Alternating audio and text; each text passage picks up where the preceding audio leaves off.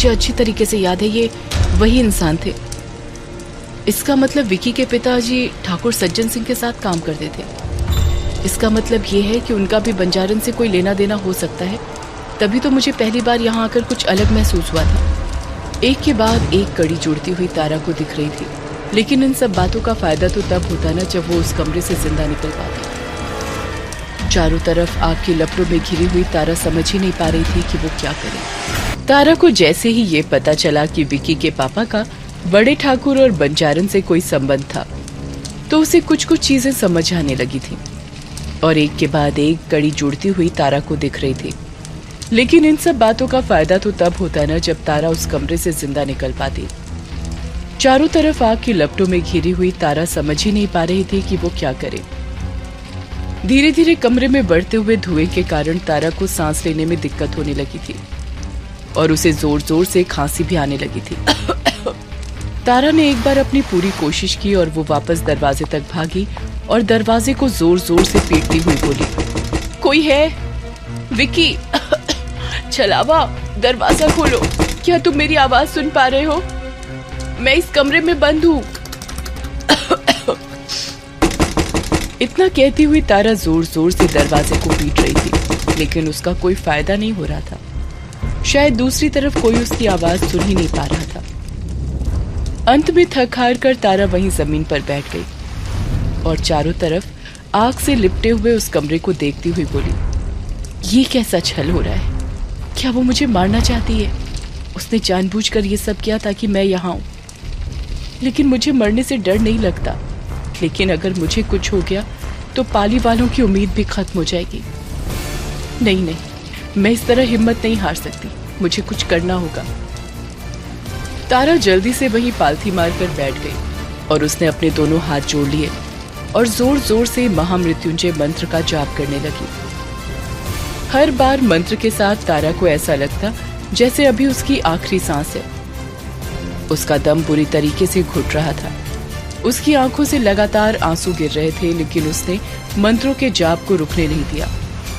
तारा को अपनी पलकें भारी होती हुई महसूस हो रही थी। इससे पहले कि उसकी आंखें पूरी तरीके से बंद हो पाती, उसे लगा जैसे कोई हंस रहा है, जोर जोर से हंस रहा है। और वो जो कोई भी है, तारा की इस बेबसी पर हंस रहा है। लेकिन तारा किसी को देख नहीं पाई और उसकी आंखें बंद हो गई और वो वहीं जमीन पर गिर गई।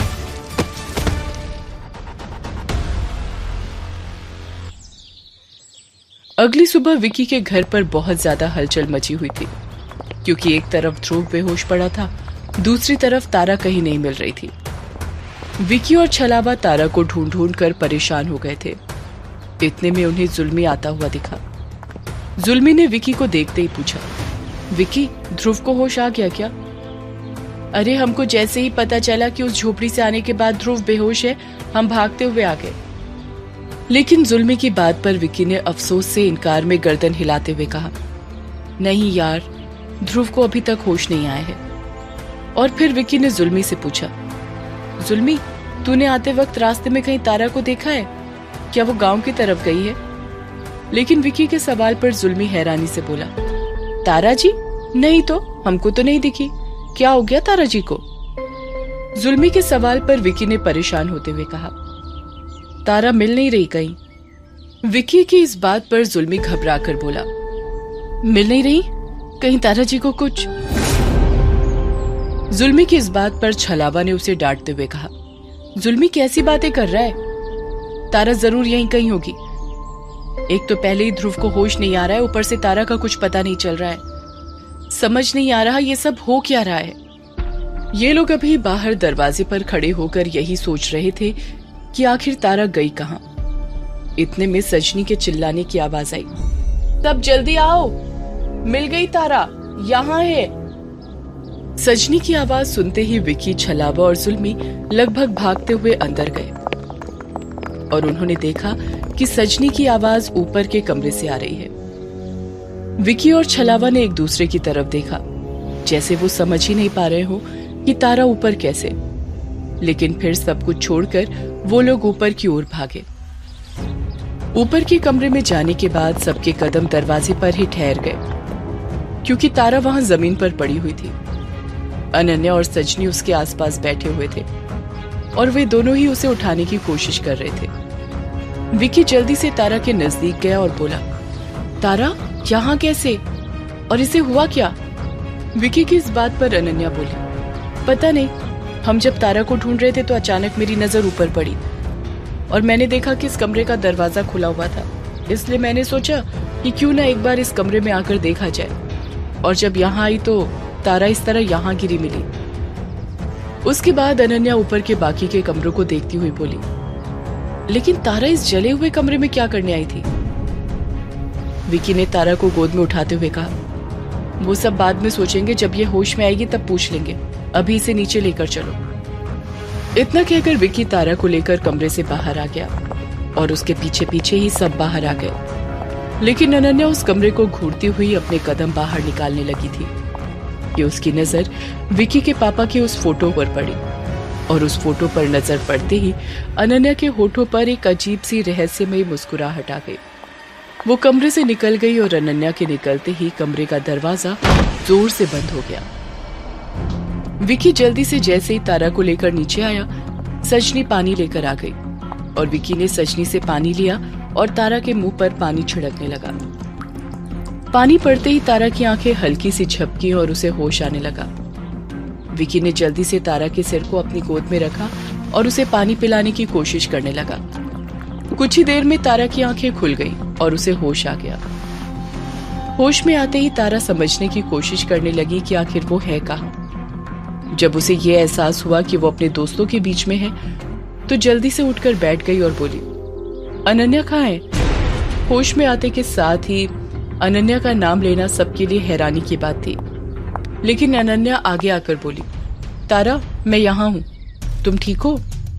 अनन्या को देखकर तारा कुछ सोचती हुई बोली, नहीं, कुछ नहीं। तारा की इस तरह की बात पर सब ये सोच रहे थे कि शायद इतनी देर बाद बेहोशी से उठी है, इस वजह से ऐसी बात कर रही है। विकी ने तारा से पूछा, तारा, तुम ऊपर के कमरे में कैसे पहुंची और तुम वहां करने क्या गई थी? मैंने तुम्हें बताया भी तो था ऊपर कुछ नहीं है, सिर्फ कबाड़ भरे पड़े हैं और वो भी जले हुए कमरे में। जला हुआ कमरा? तारा ने सवालिया नजरों से विकी की तरफ देखकर पूछा। विकी अनन्या की तरफ इशारा करते हुए बोला, हाँ, एक बार अनन्या उस कमरे में थी और पता नहीं कैसे उस कमरे में आग लग गई थी। वो तो शुक्र मनाओ कि अनन्या बच गई। हम वक्त पर पहुंच गए और वो आग भी सिर्फ उसी कमरे में ही फैल कर रह गई, वरना पूरा घर जल सकता था। जब से वो कमरा जला है उसके बाद से तो उस कमरे की तरफ हम झांकने भी नहीं गए हैं और तुम वहां जाकर बेहोश हो गई। विकी की इस बात पर तारा बहुत ज्यादा हैरान थी और वो अनन्या को गौर से देखते हुए बोली, अनन्या उस कमरे में थी और आग लग गई? मैं तो वहां इसलिए गई कि मुझे ऐसा लगा कि शायद ऊपर कोई है, मैं वही देखने गई थी और शायद उस कमरे में जले हुए स्मेल की वजह से मेरा दम घुटने लगा था और मैं बेहोश हो गई। तारा ये सारी बातें अनन्या को एकटक देखते हुए बोले जा रही थी और वो देख पा रही थी कि तारा की बातें सुनकर अनन्या के चेहरे पर कोई भाव नहीं आ रहे थे। वो बिल्कुल सपाट तरीके से खड़ी थी और तारा को ही घूर रही थी।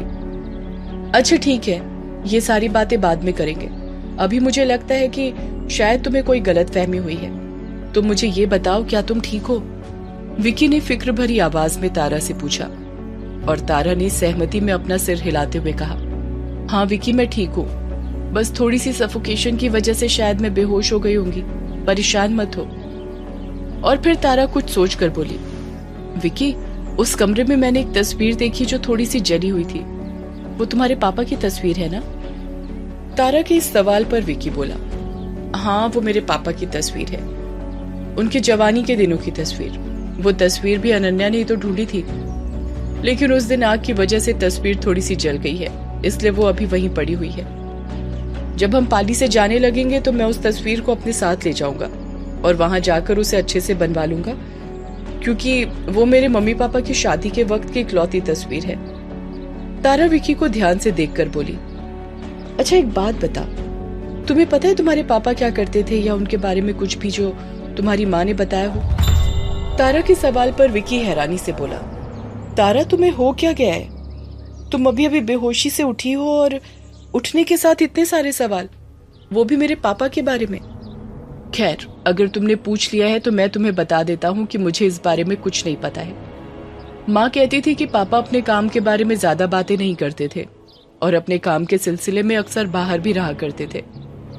विकी की इस बात पर तारा अपने मन में सोचती हुई बोली, इस तरह से कुछ पता नहीं चलेगा। अगर मुझे आगे बढ़ना है तो मुझे एक बार सुमेर के यहाँ जाना पड़ेगा।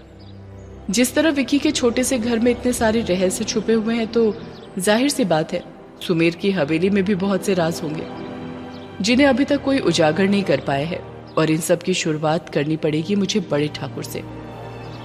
जुल्मी, जो कि अब तक खामोशी से ये सारी बातें देख सुन रहा था, वो ध्रुव की तरफ देखकर बोला, तारा तो मिल गई और वो ठीक भी है, लेकिन ध्रुव का क्या सोचे हो? वो कब तक ऐसे बेहोश रहेगा? हम कहते हैं उसको अस्पताल ले चलो। लेकिन जुल्मी की बात अभी खत्म भी नहीं हुई थी कि ध्रुव की बड़ी कमजोर सी आवाज आई, जिसे सुनकर सबका ध्यान ध्रुव की तरफ चला गया और विक्की जल्दी से बोला, ध्रुव को होश आ रहा है। ध्रुव धीरे धीरे बोल रहा था, डिब्बी, चंदन की डिब्बी, चंदन की डिब्बी। ध्रुव के मुंह से चंदन की डिब्बी सुनकर अनन्या, विक्की और सब हैरानी से एक दूसरे का मुंह देख रहे थे। विक्की बोला, ये क्या बोल रहा है चंदन की डिब्बी? विक्की की इस बात पर अनन्या ने ध्रुव को गौर से देखते हुए कहा, मुझे लगता है कल जब ये बेहोश हुआ था तब हम वही डिब्बी तो ढूंढ रहे थे। उसके दिमाग में अभी भी वही बात है, इसीलिए वो अभी भी वही बड़बड़ा रहा है। जल्दी से पानी के छींटे मारो, मुझे लगता है जल्दी होश में आ जाएगा। अनन्या की बात बिल्कुल सही थी। पानी के कुछ छींटे पड़ते ही ध्रुव के शरीर में हरकत होने लगी थी और वो धीरे धीरे अपनी आंखें खोलने की कोशिश कर रहा था। और तारा की तरह ही ध्रुव भी आंखें खोलते के साथ ही सबसे पहले अनन्या का नाम लेकर चीखा, अनन्या, कहाँ हो तुम? विकी ने जल्दी से ध्रुव को संभालते हुए कहा, ध्रुव मेरे भाई तो ठीक है? ये बोलते बोलते विकी की आवाज भारी हो गई थी और उसने जल्दी से ध्रुव को अपनी बाहों में भरते हुए कहा, अनन्या बिल्कुल ठीक है, तू ठीक है ना? ध्रुव इस वक्त कुछ भी सोच समझ नहीं पा रहा था क्योंकि उसे अपना सर बहुत भारी लग रहा था। वो बस अजीब सी नजरों से सबको देख रहा था। अनन्या ने वहीं पास पड़े गिलास को उठाया और जल्दी से ध्रुव को पानी पिलाते हुए बोली, मैं यहीं हूं ध्रुव, तुम्हारे पास, देखो तुम ठीक हो ना? अनन्या की आवाज ने जैसे जादू का काम किया हो। ध्रुव जल्दी से अनन्या का हाथ पकड़ते हुए बोला, तुम कहाँ चली गई थी अनन्या, तुम ठीक हो? ऐसी हालत में भी ध्रुव की आवाज में सिर्फ अनन्या के लिए फिक्र थी। अनन्या ने ध्रुव का हाथ थामते हुए कहा, हाँ मैं बिल्कुल ठीक हूँ।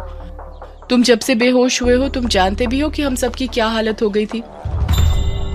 कुछ देर बाद जब ध्रुव कुछ नॉर्मल नजर आ रहा था तो जुल्मी, छलावा, विकी, तारा और अनन्या सब उसके सामने एक लाइन से बैठे हुए थे और सब आंखें फाड़कर उसकी तरफ देख रहे थे। जुल्मी ने ध्रुव को घूरते हुए कहा, मतलब सच कह रहे हो क्या?